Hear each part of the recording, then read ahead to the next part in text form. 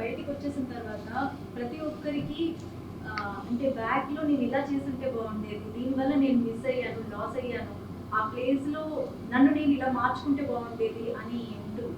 So మీరు అలా loss అయిన థింగ్ కానీ లేదంటే ఆ సిచ్యువేషన్ కానీ ఏమైనా ఉందా? లాస్ అయినవి ఏమీ లేవు, కానీ రీతుని ఎప్పుడైతే పుష్ చేస్తానో, ఈవెన్ నేను ఫ్రెండ్లీ, నా ఎక్స్ప్రెషన్ అలా ఉన్నా నేను జస్ట్ ఇలానే అంటున్నా, అది చేయకుండా ఉండాల్సింది అని ఫీల్ అయ్యా. సో మీరు నీట్ అవుట్ చేసి సారీ చెప్పినప్పుడు ఆ సిచ్యువేషన్ అప్పుడు మీరు ఎట్లా ఫీల్ అయ్యారు? తప్పు తెలిసి చేసినా తెలియక చేసినా మనం రెస్పాన్సిబిలిటీ అయితే తీసుకోవాలి.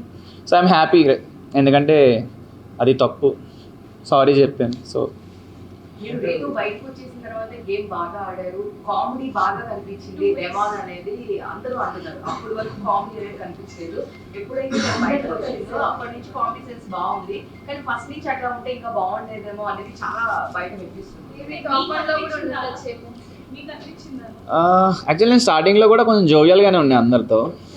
కాకపోతే నేను ఎప్పుడు అంటే ఎట్లా ఉండేదంటే, నేను వేసిన జోకుల గురించి ఎప్పుడు మాట్లాడాల, ఈవెన్ వీకెండ్లో కూడా.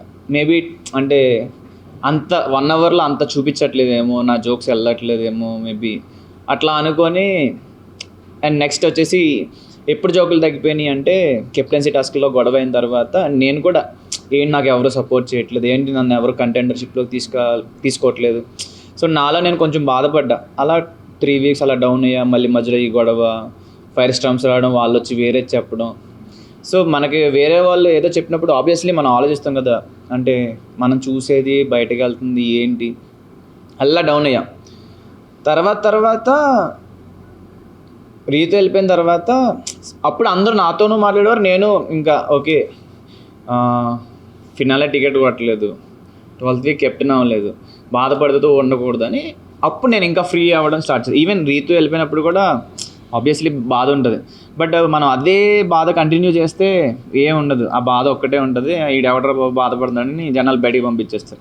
సో నేను రీతు దగ్గర నేర్చుకున్నది ఏంటంటే, ఇప్పుడు గొడవ అయిందనుకో, ఆ గొడవ అయిన ఫ్రాక్షన్ ఆఫ్ మినిట్స్కి తన గొడవ మర్చిపోతే నార్మల్ అయిపోద్ది వేరే వాళ్ళ దగ్గరికి వెళ్ళి.